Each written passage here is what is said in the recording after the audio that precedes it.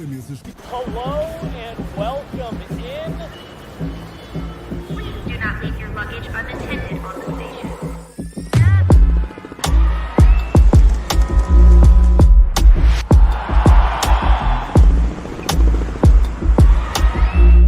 Welcome to the show. All right, welcome in. Guerilla Sports, Jesse Montano, Meghan Angley breaking that one down. Avs dropped this one. 5-2 is the final with a pair of empty netters for the Predators. Meghan, just before we get into this, breaking it down a little bit more frame by frame here. Avs just ran out of gas there. I thought they were the better team for a large portion of this game. The lack of depth, I really thought, reared its head there in the third period. Your thoughts just overall on what we saw there in Nashville for the Avs? It felt like one of the first games that the Avs deserved a better fate than what they got. Like, there have been difficult losses where the team has just not looked good, and it was the result that they deserved. Whereas in this one, I think they did a lot of the right things for most of this game. And so it's an easier pill to swallow when I think that the process was good. I like that. I think Jared Bednar as a coach can appreciate that too. Like, he can talk about how even though the Avs won that Ottawa game, he didn't like it. And there are games that they have lost where the process was still closer to what he wanted to see. And that feels like more of what the Avs have been trying to find on a more consistent basis. And where things kind of get away from them is in this final frame where, unfortunately, they are chasing. And to your point, the lack of depth, I think what makes it hard for them to chase when they are just depleted so much, even when it is that one goal game and it feels within reach, that's the difference maker. That is where you really feel the pains of some of these absences. And I actually don't think it's the depth's fault too. I just think that when you rely on the top guys and they don't have the finish that you'd like to see from them, there isn't really a next line of offense that you can count on. You know, they just don't have reliable tertiary scoring locked in just yet. They're still trying to find that. And again, process-wise, doing a lot of the right things to try and create. In the third period, though, we talked about in the second intermission report, we wanted to see them get more dangerous. This is where they trended in the wrong direction. They got less dangerous. And so even though they only take one penalty, it's all Nashville needed. You know, Nashville sort of grew in the game the ways that they needed to, because I felt Avs started pretty good, got even better, had a great second period, whereas Nashville, their best period of hockey was their most important one, and it's the third period. They were very dangerous and capitalized on their power play opportunity. So Avs lose the special teams battle, which is also something I think we'll talk a little bit more about just in the breakdown of the show, and how when a team is down so many bodies, it becomes that much more important to, one, capitalize on your chances. So like some of those power play opportunities, the Mikko Rantanens of the world who looked dangerous but just couldn't solve UC Saros, there's probably going to be some regret then over that. And that's maybe where the lack of finish from the top guys around the conversation with depth comes into play, like why that will be maybe the story of this game. Overall, not hanging my head too low over the result, because I did still see a lot of things that I liked. Yeah. I want to get into special teams. I want to get into all that. It felt to me, relative to what you're talking about, that the best period the Predators had was their third period. It almost felt like they just kind of hung in there long enough till the Avs kind of ran out of steam, and then they were able to kind of push back and impose their will a little bit. But Meghan, let's kind of just quickly break this down period by period. I'll kind of walk us through it, just get a quick thought from you on each of the 20-minute segments, and we'll just kind of try to tell the full story of this game. First period, you and I kind of joked at that intermission, like, don't really know what to talk about here. Not really much happened, but it felt like that first period, quiet, not a lot going on, was exactly what the Avs wanted. Meghan, for me, I thought, given the roster, the fact that they're on the road, I liked the start for the Avs, even though really not much happened. Absolutely, because that was perhaps among the most dangerous in terms of chances created by Nashville. And so the team weathered that pretty well, and Justus Annunen also weathered that and some of those high danger chances early in the game very well to give the team a chance to win. And I think that will be another important emerging storyline from this game in evaluating Justus Annunen. You see that 5-2 final, and you're probably like, man, Avs have a goaltending problem. That's just not the story of this game. And there are things that you probably want to see better from Justus Annunen later in this game, but he deserves a lot of credit for how he handled himself in this first period. High danger chances were 6-2, 5v5 from Nashville, so among one of their most dangerous periods to include their final one. Yeah, so it goes from that, really not a lot going on. Story of the second period was special teams, which we are going to circle back around to. But I mean, the two sides just trading penalties one after another. It actually seemed like the Avs were even, despite the fact that special teams really throws you out of a rhythm. Your lines get all jumbled up. It felt to me like the Avs were able to spin that into some momentum for themselves, getting the first goal of the game. Cale Makar scores from out high, extending his point streak to 12 games. Before Nashville was able to respond, and then really the Avs kind of took over. There's just some bad luck late. For as much as I liked the Avs start in this game, I liked even more their push. I accidentally opened up our video on my phone and I started hearing myself, and I was like, what is going on here? But as much as I liked their start, it felt like they were able to build on that in the second period, Megan, and really felt like, hey, this doesn't look like a depleted team. Sorry, the second period specifically? Like I love the way they were able to build on that first period, and like the way that they were playing, it did not look like they were as shorthanded as you knew they were, because guys were committed to doing the right things. Yeah, I definitely see that. I think that was true in the first, and they were rewarded for it more in the second. And this is where we're talking about the lack of depth, but I don't think the depth was the problem tonight. And that's true of the depth in the second period too.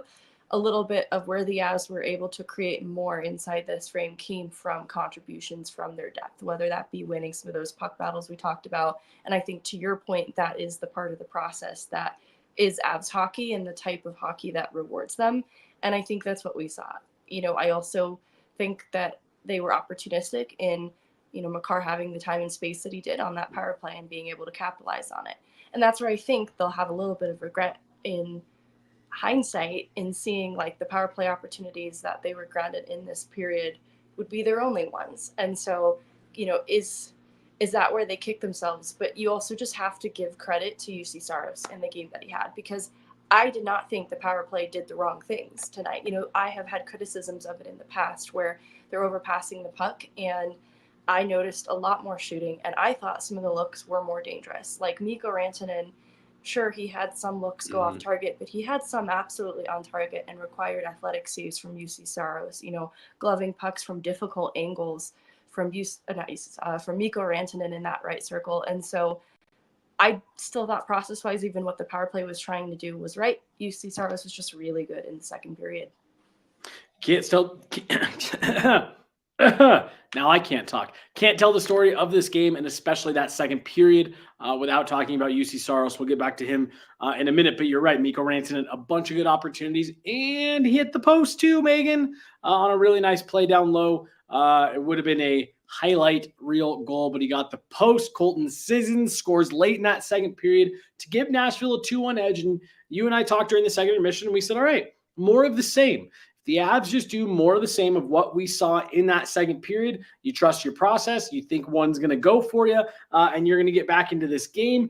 They can't get one to go in the third period, and instead, like you said, there's another Nashville power play. You and I talked in that second intermission about how I really didn't have much of an issue with any of the penalties. I don't love that call on Kiviranta. That to me is two guys tangled up. I mean, I guess, look, you got to be in control of your stick, but yeah, that definitely seemed like a bummer. 180 feet away from your own net to take that penalty. Nashville scores on a little bit of a broken play, and then they just tightened down the screws. They knew that the Avs were running low on gas, and really just kind of suffocated them out there for the rest of the third period. Not much going for the Avs after they fell down 3-1 until an unbelievable goal from Nathan MacKinnon gave the Avs some hope with about 2 minutes, 16 seconds left. Meghan, 2 empty netters for the Nashville Predators, seals it up 5-2. Quick, just kind of thoughts on third period. Then we're going to jump into special teams, goaltenders, things like that. Yeah, well, this is where I can have some criticism of the PK. The first look of it was so short-lived, just a slap shot right off the face-off dot. You can't really fault anyone for that. That's just a really good play. This one, though, I think there was a little bit more opportunity to get at this puck and clear it out of their end that they weren't able to settle it. It takes a little bit of a weird bounce, I think, off of Parker Kelly's stick, but there's a moment where Forsberg has it in the slot that you think between the bodies that are available there, somebody can get a stick on it. And instead, it becomes a play now where Roman Josi can fire a slap shot from the top of the slot. And that is just really difficult for a goaltender to defend against. So, you look at the whole of the game, too, like the goals against for Justus Annunen, 2 slap shots on the power play and a weird bounce. You don't want to really hang this one on Justus Annunen just in general.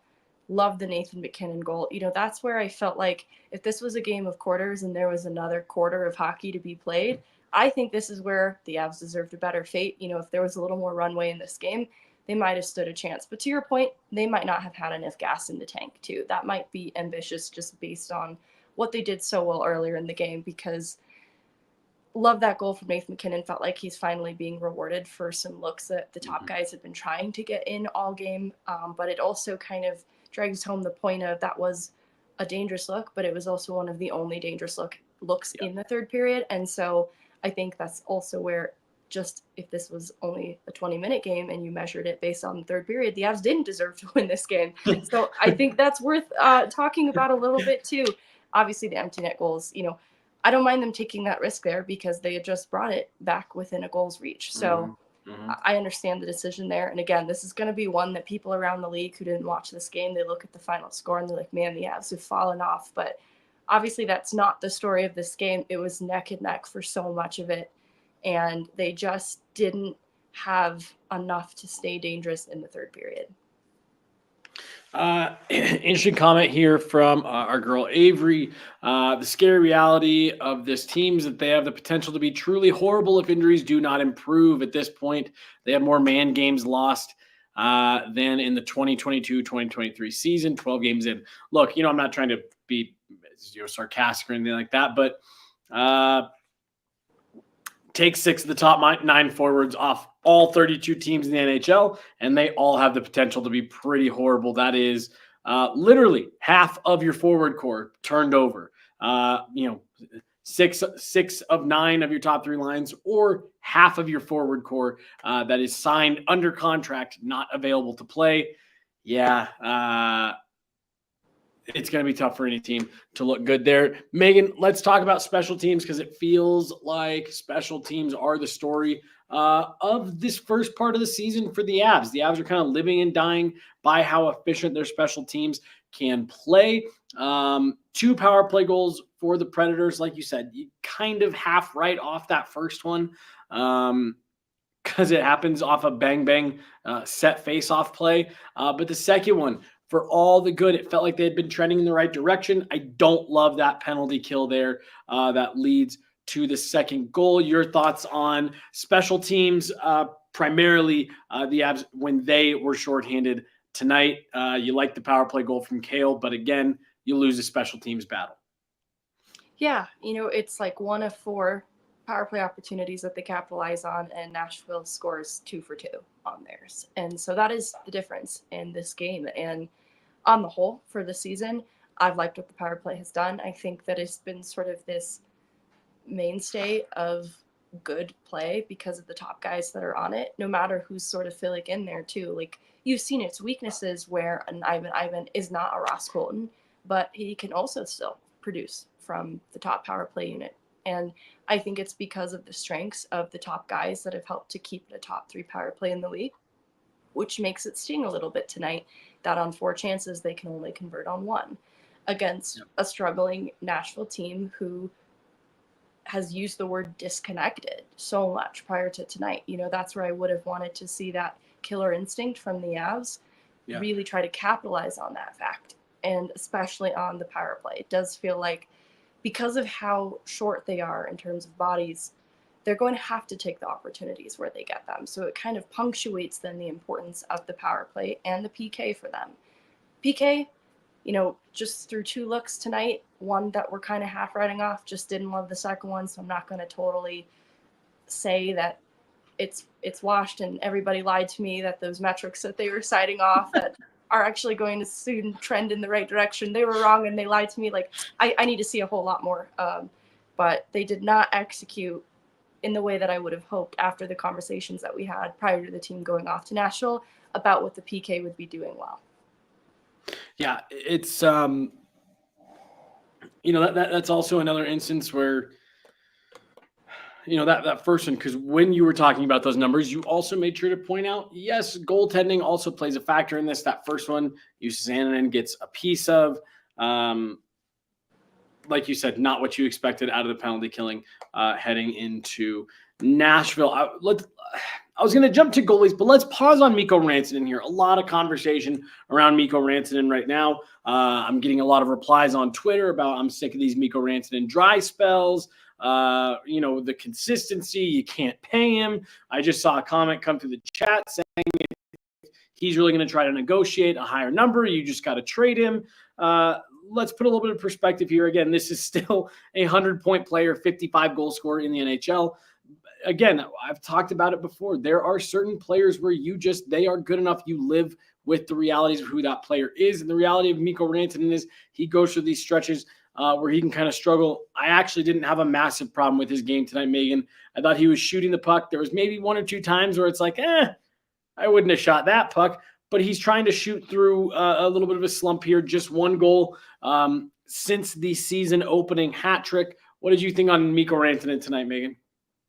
I didn't think he was the problem. You'd like to see him be a part of the solution, but in a game that ends with just 2 goals, you're looking around a lot of that lineup, hoping that more players would have been a part of the solution. And I think for Mikko Rantanen, it's unfortunately the parts of his game that can frustrate at times. He's still picking up secondary assists along the way, and so his points total on the season is still going to be tracking for a highly productive year. And you account then for maybe some more health returning to the lineup, and the top line looking more like a Drouin, Mack, and Rantanen, or some iteration close to it. And you hope that it only gets better from there. But I think the frustration is we've seen Rantanen have a huge impact on this team, I think, to the title defense season when it had Rantanen, McKinnon, and Makar were out of the lineup at points. And so it was kind of Mikko Rantanen's show. And a lot of Colorado Eagles players, and he was carrying a lot of their production at that time. So I think when people have seen that from him, they're looking at the need that's obvious in this team and hoping for a similar Rantanen to sort of come through and help in that way.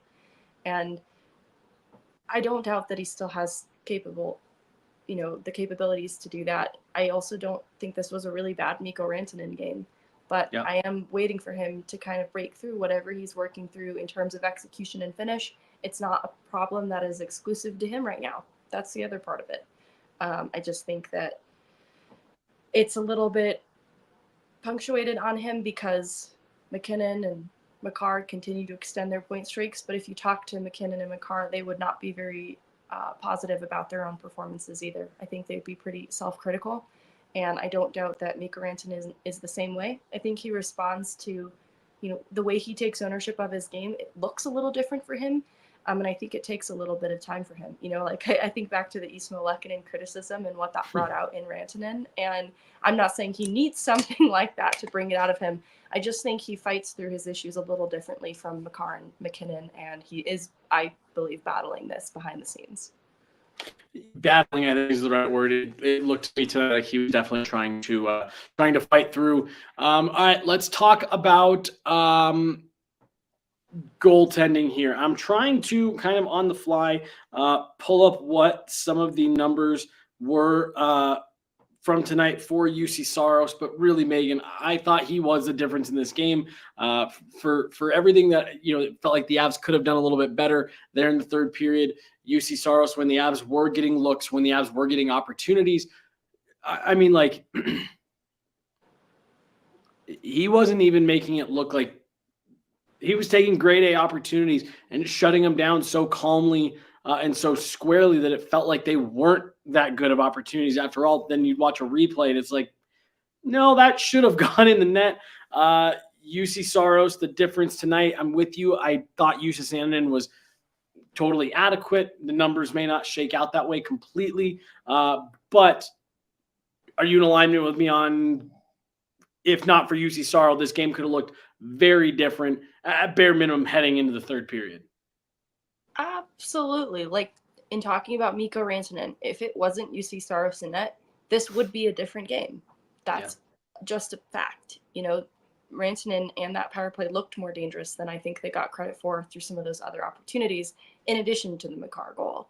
And you look at the total numbers, it's something like 14 high danger saves on all 14 high danger shots that he faced. And that was what you could see to the eye test with UC Saros too. Like, he was just absorbing pucks everywhere and settling his rebounds. If he did allow one, he was covering that puck immediately and not allowing for any other looks. And I think that's what was an absolute difference maker in this game that he deserves credit for too. And that's sort of where you see, like, Justus Sandin was adequate. UC Saros was excellent.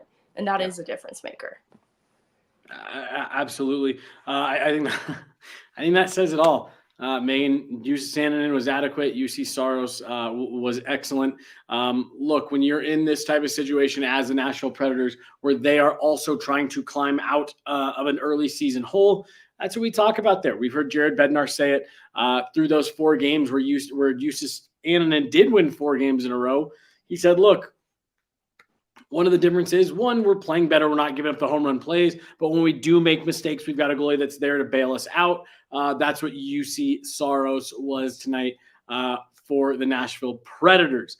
Again, I really think, especially there in that second period, a little bit in the first, primarily there in the second, you've got a much, much, much different game on your hands heading into the third if it's not for UC Saros. Nikita Prishpov makes his NHL debut, Megan, the first 7th round pick to play the ensuing season. You have to go all the way back to 2005, 2006 to find the last time that happened in the NHL. Ice time was definitely limited there in the third period, which is understandable. Avs were trying to make a multi-goal push, but man, look, I don't think Prishpov is sticking around long-term. Once the Avs start getting bodies back, they're going to want him to go back and marinate in the AHL. But to me, he showed you that he's at least an option for you on a call-up as we continue to go. And I think put on a performance tonight that is at bare minimum a little bit exciting if you're the Avalanche organization, because he did not look out of place to me, Megan. No, and we've seen the minutes for some of these rookie players in the past barely crack, 7. He almost plays for 13 minutes on the night. And I think that's a testament to even the trust earned. And it was because of how he was playing and how he could keep up with his line. Whereas Oliver Shillington doesn't even crack 5 minutes. And that's not a dig at Shillington. He's a defenseman for a reason, has not looked comfortable as a forward. And that line then, as a result, is extremely sheltered too. So you don't see a whole lot of TJ Tynan and Chris Wagner. You see a whole lot more of Prishpov. And that's a switch that Jared Bednar could have easily made. If Prishpov was struggling a little bit, he could have thrown up a Tynan or a Wagner a little bit more and spot shifted in that way. But he stayed with Prishpov, more or less throughout the course of this game until they were really desperately chasing it. And I think it's a testament to how well he did and the trust that he was sort of rewarded with as a result. I think it's huge. I just think back to other rookie debuts where they're only playing 7-8 minutes and they struggle to make an impact.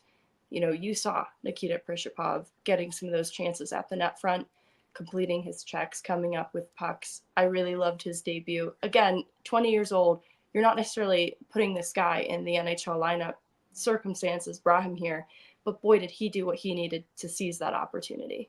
Absolutely. I thought limited minutes, but he made the most of them. And to your point, Oliver Shillington, 7 shifts for 4 minutes, 27 seconds. Look, the Avs are doing what they have to do right now, but that is tough. That's tough for Shillington to be effective at all, not only in those minutes, but to stay fresh enough that, I mean, you really can't use him very much late. Comment here from Vaguely Sober. Our guy Vaguely Sober uses Annunen, had an expected goals against of 2.5, but only gave up 1 at 5-on-5. Again, you used the word adequate earlier. I said I thought he was fine, did what he needed to do, more or less. The numbers back it up a little bit here, Megan. We talked about UC Saros. Quick thought from you just on Annunen. Overall, I know we've talked about him already a couple times, but just his body of work throughout this game. Only 1 goal against at 5-on-5. No, I really like, and looking at the little numbers too, the expected goals against in all situations, Crow's like slightly above 3, like 3.02. So he comes in just below it. You know, it's adequate's a really great word for it, but it's not to take away from the fact that for a team that's had some significant goaltending issues, not only did he weather the difficult first period where Nashville was especially dangerous, he came up with some saves when they needed it then in that first period to keep them in this. 2 power play goals against slap shots. It's just really hard situation for a goaltender. I still think that he's doing everything he can to gain even more of a lead in this goaltender competition. You know, this is, you would have wanted a UC Saros game from him for sure, but he didn't do anything wrong. He didn't do anything to hurt his case. I'm with you. To me, he's earned the next start. Again, if we're going based on the merit that we saw when he went on the 4-game run there, I would run him back here in just a couple days on Tuesday next game, right? 2 days off again? Tuesday, yes. Seattle. And guys, Arturi Lakinen's coming back. There's just also this sense of the Avs just need to get through this Nashville game. It's going to look weird. And that's where, Nikita Prishapov, it's like, all right, they can afford to call up both Tynan and Prishapov.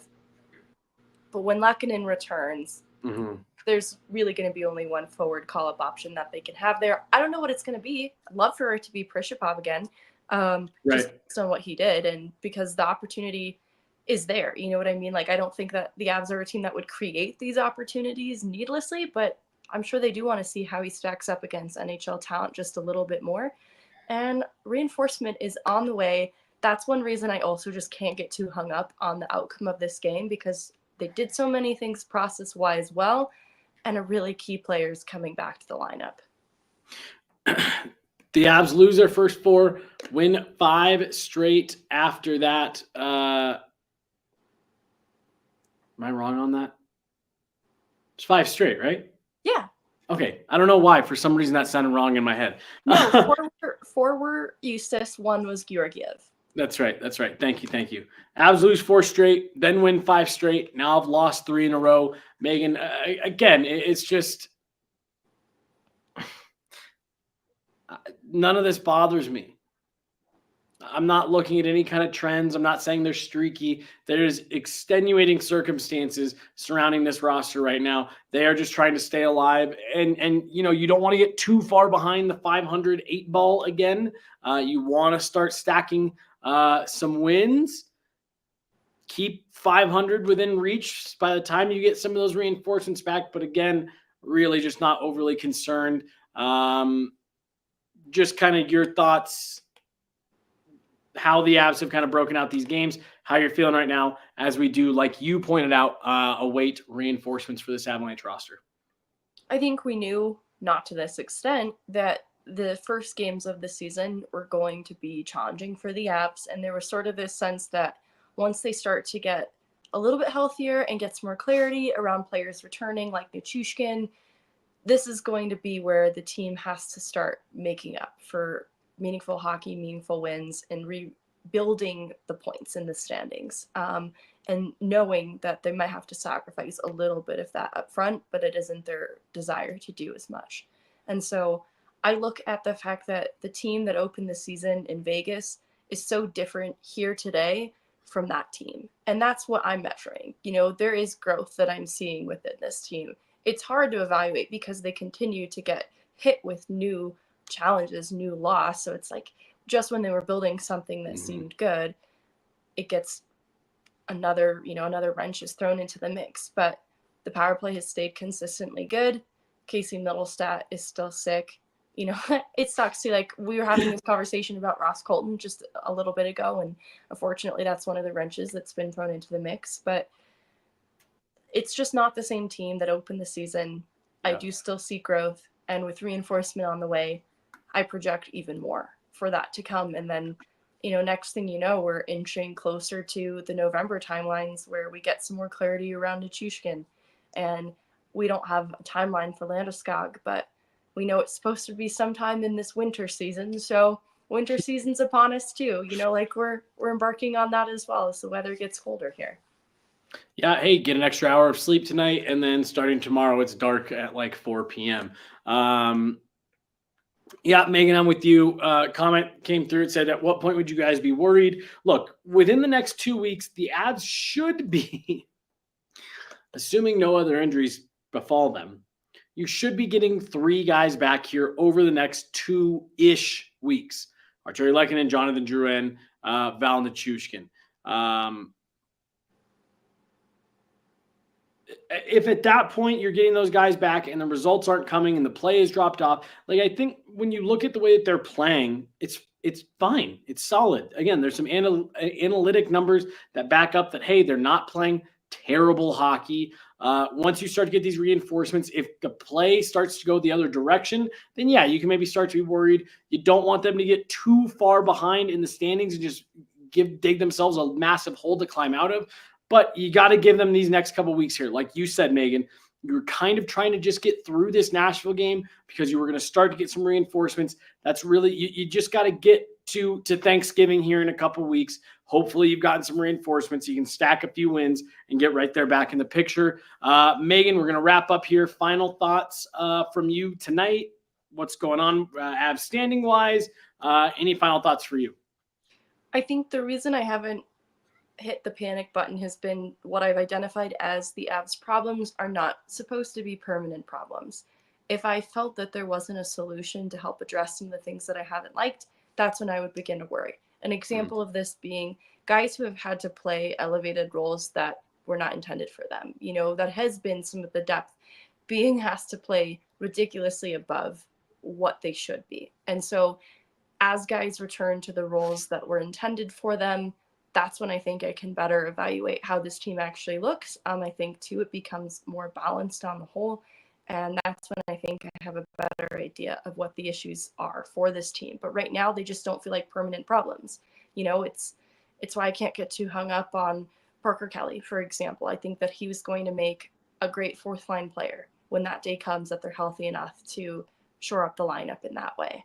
And this is why I'm not hung up on Kovalenko right now, kind of with this Kelly-Prishapov mix, too, because I think when this lineup is healthy, Kovalenko probably does play a third-line role, but he's playing with, hopefully, players like Ross Colton and Logan O'Connor, and I feel really great about that. So that's why I haven't hit the panic button, and that's when I would, is if these not permanent problems somehow became permanent. There was no longer a solution that I anticipated coming forth at some point in the near future. I couldn't have said it any better myself. Vaguely Sober, one of our favorites, became a new member of our channel. So excited about all this. Make sure you guys are subscribed to the channel. And yeah, become a member. Vaguely Sober, our guy. Thank you so much. We're going to have some exclusive content coming for members. There's going to be a lot of content you're going to be able to get a day or so early as a member, plus all just the regular fun member perks in the chat and all that good stuff. But thank you so much, Vaguely Sober, as always. Just always got our back. We love you. Thank you so much. A lot of fun stuff coming. Yeah,